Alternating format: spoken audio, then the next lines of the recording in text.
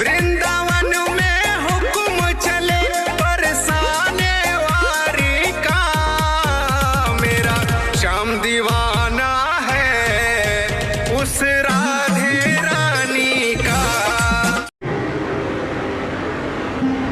इसलिए कहता हूं संसार को सत्य समझने की गलती ना करना। संसार मिथ्या ही है, केवल कृष्ण सत्य है। इसलिए उस सत्य स्वरूप परमात्मा की, सत्यम परम धीमहि, उस सत्य स्वरूप परमात्मा की शरण में हम सभी को चलना चाहिए। भगवान चित स्वरूप है, अर्थात प्रकाश स्वरूप है। ईश्वर का प्रकाश ही है, इसलिए हम देख रहे हैं। हमारे भीतर जो देखने की शक्ति है, उस शक्ति के रूप में परमात्मा ही तो बैठा है। वो शक्ति चली जाए तो आंखें तो होंगी पर दिखेगा कुछ नहीं, शक्ति नहीं है ना। किसी को पैरालाइसिस हो जाता है, हाथ नहीं हिलता, हाथ तो है पर हिलता नहीं है, मतलब उसके अंदर में जो शरीर को हिलाने डुलाने की शक्ति थी, वो शक्ति उस अंग की निकल कर चली गई। शक्ति गई तो हाथ तो है पर तुम्हारा है भैया, उठा लो, तुम अपने बल से उठा सको तो तुम अपना हाथ भी नहीं उठा सकते। इसलिए केवल भगवान में अपना समर्पण कर दो, इसी से हम जीव मात्र की भलाई है। किस बात का हम घमंड करें, किस बात का अहंकार करें साहब, श्वास भी तो हमारे अधीन नहीं है ना। भगवान सबके भीतर प्रकाश के रूप में बैठे हैं। आप जो देख रहे हैं वो ईश्वर ही है। इसलिए सबको भगवान जानकर सेवा करने लग जाओ। यदि आप सबको भगवान जानकर सेवा करेंगे तो आपका भी कल्याण हो जाएगा।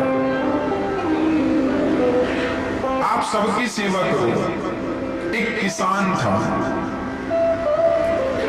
एक दिन उसके द्वार पर कोई संत आए, कहा भैया जा रहे हैं तीर्थ यात्रा पर, पैदल हूं, हर गांव में भिक्षा मांग कर खा लेता हूं, सो भैया आज की रात यहीं गुजारनी है तो तुम्हारे द्वार पर ही आज हम विश्राम करेंगे, तो भोजन की व्यवस्था करो। किसान बड़ा धार्मिक था, उसने बढ़िया संत के लिए कच्चा दे दिया, आटा इत्यादि। संत ने कच्चा ही मांगा, कहा लो। संत ने बना करके उसे भोग लगाकर किसान को प्रसाद देकर ग्रहण कर लिया। संत ने सोचा कि इसका अन्न खाए है, कुछ इसकी सदगति। देखो संत के पास क्या है देने के लिए, संत के पास देने के लिए एक ही चीज है, बोले ईश्वर तक पहुंचने का उपाय, ईश्वर तक पहुंचने का रास्ता संतों को पता है, सो वही रास्ता सबको बताते रहते हैं। किसी की समझ में आता है तो उस रास्ते पर चल के वो ईश्वर तक पहुंच जाते हैं, किसी की समझ में नहीं आता सो नहीं पहुंच पाते। संत ने कहा किसान से, भैया तुम रोज 1 घंटा कीर्तन किया करो। किसान ने कहा सरकार ये काम नहीं हो सकता, मैं किसान हूँ और बहुत काम रहता है, पत्नी बच्चों में किसानी में समय बिल्कुल नहीं मिलता कि मैं 1 घंटा कीर्तन करूँ। तो संत ने कहा कोई बात नहीं, तुम 1 घंटा कीर्तन नहीं कर सकते तो पास में कोई मंदिर हो तो नियम बनाओ और नियम से एक बार ठाकुर जी का दर्शन करने मंदिर जाया करो। किसान बोला सरकार हम ये भी नहीं कर सकते, मंदिर थोड़ा 100-200 कदम पे दूर है, कई बार समय नहीं मिलता, भागना पड़ता है खेत की तरफ। अब संत बड़े चक्कर में पड़े से क्या उपाय बताऊंगा। तो संत ने उसी से पूछा अच्छा ये बताओ तुम क्या कर सकते हो, जो भी करना नियम से करना, वो नियम तोड़ना मत। यदि तुम इस नियम से चलोगे तो तुम्हारी भी नैया पार हो जाएगी। तो किसान बोला मेरे बगल में घर के बाजू में एक कुम्हार रहता है, घड़ा बनाता है, आप कहो तो मैं उसका रोज दर्शन कर लिया करूंगा, ये नियम हो सकता। संत ने कहा ठीक है, तुम उस कुम्हार का दर्शन किया करो, नियम बनाओ कि कुम्हार का दर्शन किए बिना तुम भोजन नहीं करोगे, नियम बनाओ और कुम्हार को इस भाव से देखोगे कि ये भगवान है और देखकर राम राम जरूर कर लेना भैया, राम राम, और और ठाकुर जी का दर्शन कर लेना, उनमें ही वो ईश्वर है ये सोचकर। भले तुम्हें शुरू में ऐसा लगेगा ये कुम्हार है, ये कुम्हार है, पर धीरे धीरे उसे कुम्हार ना कहकर उसे भगवान जानकर उसको दूर से प्रणाम कर लेना और देखे बिना ये नियम बनाओ कि भोजन नहीं करोगे। किसान बोला ये ठीक है, ये मेरे बगल में है, मैं रोज रोज देख लिया करूंगा, कोई ज्यादा वक्त नहीं लगेगा। संत चले गए। अब वो किसान रोज कुम्हार को देखता और भोजन करता। पत्नी बोलती भोजन तैयार है, बोले अभी आता हूँ देखकर। कुम्हार को जाकर देख लेता और भोजन करने बैठ जाता, फिर अपने काम करता। रोज का नियम था उसका। एक दिन उसने कुम्हार को देखा, सो कुम्हार नहीं था। तो कुम्हार की पत्नी से किसान ने कहा क्यों जी, तुम्हारे पति कहाँ हैं, कुम्हार भाई कहाँ हैं? बोले वो तो आज मिट्टी खोदने गए हैं। अच्छा, किसान मिट्टी खोदने गया। पत्नी बोली किसान की आओ भोजन ठंडा हो रहा है, भोजन कर लो। किसान बोला वो कुम्हार से मैंने आज राम राम नहीं की, भोजन नहीं कर सकता, अभी आता हूँ। तो कुम्हारिन से पूछा वो किस तरफ गया है? बोले फलाने खेत में मिट्टी खोदने गए हैं। तो वो किसान दौड़ा। अच्छा, कुम्हार मिट्टी खोद रहा था, तभी अचानक उसको खुदाई करते करते एक सोने का घड़ा मिला, उसमें ढेर सारे सोने के सिक्के भरे थे। अब कुम्हार को सोने का घड़ा मिल गया। अब उसने देखा कि हमें किसी ने देखा तो नहीं। तब तक दौड़ा दौड़ा किसान आ रहा था, और जैसे ही किसान आया तो कुम्हार को देख लिया, और कुम्हार को देखकर किसान वापस आने लगा। राम राम भैया। कुम्हार को किसान भगवान के रूप में देखता था और राम राम रोज करता था, राम राम। वो किसान जाने लगा। अच्छा, कुम्हार को क्या लगा कि इसने देख लिया, तो कुम्हार ने आवाज लगाया भैया रुको। तो किसान ने कहा ना, रुकने की जरूरत नहीं है, हमने तो देख लिया। किसान तो ये कह रहा था कि हमने तुम्हें देख लिया, पर कुम्हार को लगा इसने सोने का घड़ा देख लिया। तो फिर आवाज लगाई कुम्हार ने, सुनो देख लिया है तो किसी से कहना मत, आधा तुम रख लो आधा हम रख लेते हैं। तो किसान रुका, बोली किसकी बात कर रहा है? किसान गया और जाकर देखा तो दोनों देख के दंग रह गए। ढेर सारा धन उन्हें जमीन के भीतर गड़ा हुआ मिल गया। दोनों ने आपस में बांटकर उस धन से साधु संतों की सेवा स्टार्ट करी। और उस किसान ने पूरी बात बताई कि एक संत को मैंने केवल एक दिन का भोजन कराया, उस भोजन कराने का फल यह है कि उन्होंने मुझे नियम में बांध दिया, और आज उस नियम में बंधने के कारण विधाता ने मेरी सारी दरिद्रता दूर कर दी, मेरा धन धान्य से घर भर दिया। एक बार किसी भूखे व्यक्ति को भोजन कराने का ये फल है कि देर सवेर ईश्वर तुम्हें धनवान बनाएंगे बनाएंगे बनाएंगे। आप एक नियम बनाओ कि रोज भगवान का कीर्तन करेंगे, रोज भगवान का नाम जपेंगे। बिना नाम जपे, बिना कीर्तन किए, बिना ईश्वर का दर्शन किए भोजन ग्रहण नहीं करेंगे। ये नियम, जो व्यक्ति नियम से चलता है उसे भगवत प्राप्ति निश्चित होती है। इसलिए नियम जरूरी है जीवन में। संयम और नियम, संयमी बनो, भोग और विलास से मन को हटाओ और ईश्वर के प्रेम के नियम में बंध जाओ। यही है आनंद। जब व्यक्ति आनंद चाहता है तो भगवान की शरण में जाए तो सारा आनंद से उसका जीवन तन मन भर जाए। विश्वोत्पत्त्यादि है तभी भगवान क्या करते हैं? विश्व की उत्पत्ति, पालन और संहार करते हैं। भगवान का काम है विश्व की उत्पत्ति, पालन और संहार, है ना। भगवान की शरण में जो है उनका बाल विवाह का नहीं होता। तापत्रय विनाशाय, दैहिक दैविक भौतिक तापा, राम राज्य काहू नहीं व्यापा। तीन प्रकार के दुख सबके जीवन में होते हैं। कोई तन दुखी, कोई मन दुखी, कोई धन बिन रहते उदास, थोड़े थोड़े सब दुखी, सुखी राम के दास। कोई तन से दुखी है, कोई मन से दुखी है, कोई धन के बिना परेशान है। आज सब ही दुखी है।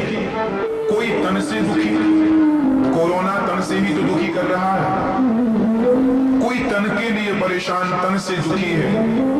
कोई मन का रोगी है, मन की इच्छाएं अधूरी रह गई तो डिप्रेशन आ गया। मन में बड़ी चिंता है, मन में बड़ी टेंशन है। हमें बड़ा आश्चर्य लगता है तब जब लोग ये कहते हैं महाराज जी हमें बड़ी चिंता है। हमें सुनकर बड़ा आश्चर्य लगता है तब जब लोग ये कहते हैं कि फला व्यक्ति डिप्रेशन में चले गए। मैं बिल्कुल अपनी प्रैक्टिकली बात कर रहा हूं। मुझे बहुत आश्चर्य लगता है जब ये कहते हैं लोग गुरुजी बड़ी चिंता है। मैं आपसे पूछना चाहता हूं, बताइए आपको किस बात की चिंता है? क्या चिंता है आपको? जो हो रहा है क्या वो तुम्हारी मर्जी से हो रहा है? नहीं, ईश्वर की मर्जी से हो रहा है। अच्छा, जो कल हुआ क्या वो तुम्हारी मर्जी से हुआ? वो भी ईश्वर की मर्जी से। और कल जो होगा वो भी किसकी मर्जी से? क्या तुम्हारी और हमारी? अरे वो भी विधाता की मर्जी से।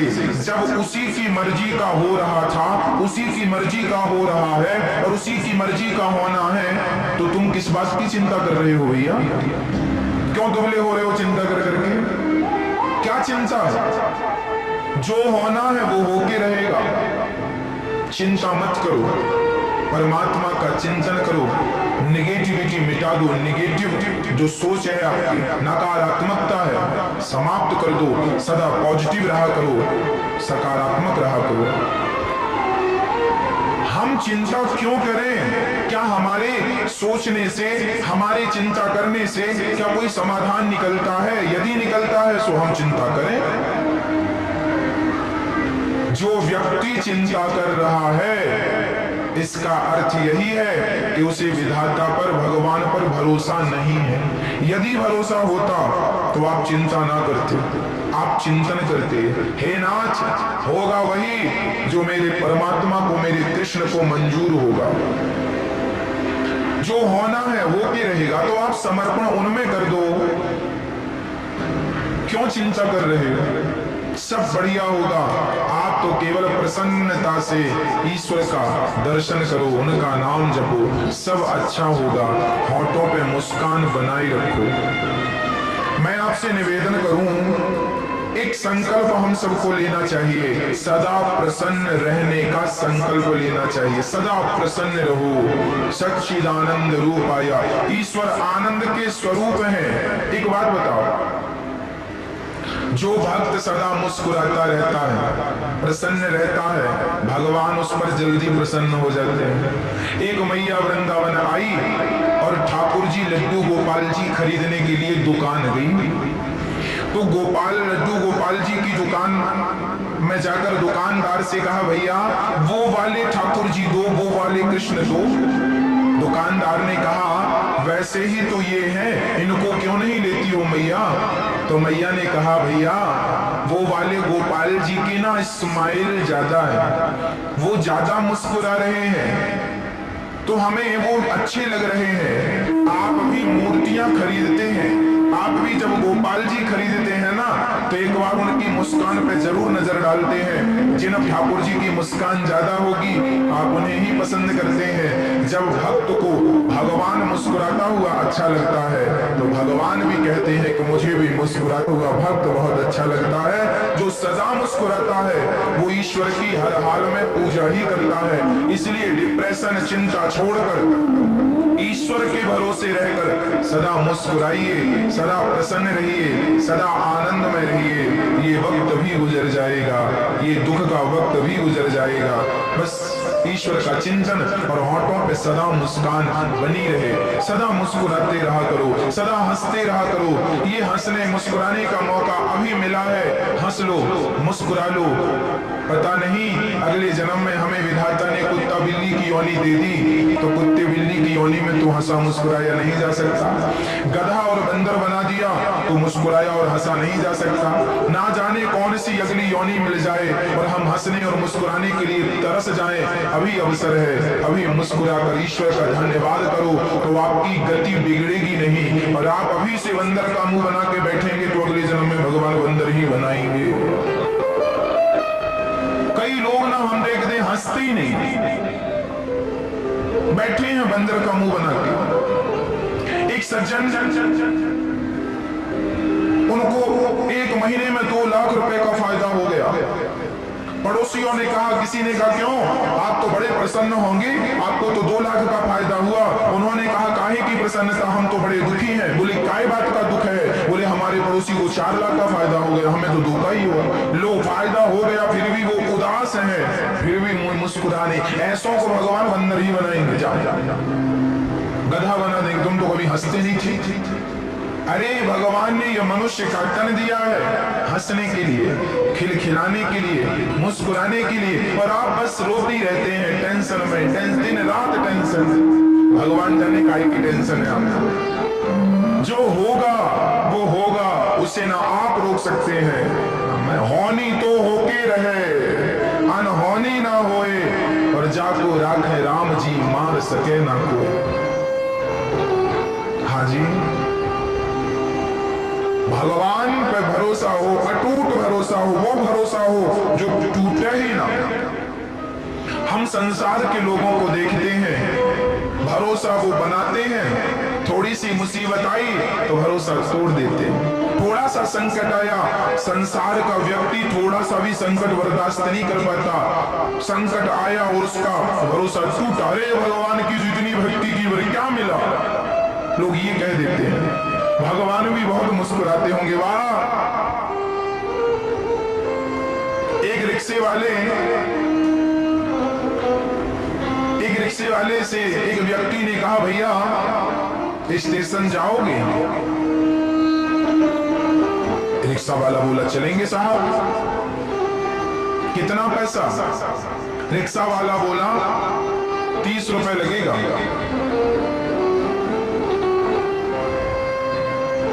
तो वो व्यक्ति बोला, भैया मैं बुजुर्ग हूं और 4 कदम की दूरी पे स्टेशन है, मैं स्टेशन सोसाइटी पे ही रहता हूं, इतने दूर का 30 रुपए लेगा? बाकी रिक्शे वाले तो मैं रोज 10 रुपए में जाता हूं और आज तुझे 30 रुपए चाहिए।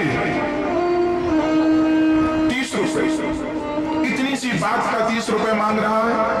दूसरे रिक्शे वाले उस बुजुर्ग ने कहा, जा हम तेरे रिक्शे में नहीं बैठते। पीछे रिक्शे आया, उसने फिर पूछा, भैया स्टेशन तक जाना कितना? उसने कहा, बाबूजी 10 रुपए लगता है। अरे 10 रुपए लगता तो ये 30 रुपए क्यों बोल रहा है? सोचो, 10 रुपए का काम है और मांग कितना रहा है? 30 रुपए। उसी तरह हमारी हालत, हमने भगवान का भजन तो 10 रुपए का किया, हमने भगवान को याद तो 10 रुपए का किया, और मांग कितने रहे? 30 रुपए दे दो भगवान। 16 सोमवार का व्रत किया है, अब 16 सोमवार के बदले मांगा क्या? बहू को बेटा ही होना चाहिए। भगवान शंकर जी बेटी ना हो, 2 बेटी ऑलरेडी, हमने बड़ी श्रद्धा से पूजा किया, पूजा करी 10 रुपए की, और बेटा मांग रही है 30 रुपए का। अब देखो, लोग अपना बजट नहीं बढ़ाते हो, भगवान से बड़ा बड़ा बजट मांगते हैं। अरे भैया, आप भी भगवान से प्रेम ज्यादा करो, प्रेम ज्यादा करो, भक्ति ज्यादा करो। आप अपना बजट बढ़ाओ। जब प्रेम का, भक्ति का बजट बढ़ेगा तो आपको मांगने की जरूरत ही नहीं पड़ेगी। भगवान स्वयं बिना मांगे आपको देते रहेंगे। और भगवान तो सबके माता पिता हैं, उनसे कुछ मांगने की जरूरत नहीं पड़ती। वो सर्वांतर्यामी है, वो सब कुछ जानते हैं। आपके बिना कहे समझ लेते हैं कि आपको किस चीज की जरूरत है। आप सच्चा प्रेम कीजिए, भगवान आपको सब कुछ देंगे, है ना? सदा मुस्कुराइए, सदा ईश्वर का धन्यवाद कीजिए, शिकायत कभी ना कीजिए। क्या सुदामा जी के जीवन में शिकायत थी? गरीब थे, 4-4 दिन चूल्हा नहीं जलता था, परम उपासक थे सुदामा जी। सुदामा जी चाहते तो कह सकते थे, वाह कन्हैया, मैंने तेरा इतना भजन तुमने मुझे क्या दिया? पर नहीं, जिससे प्यार किया है ना उससे शिकायत नहीं करूंगा, और वो भी प्यार भगवान से।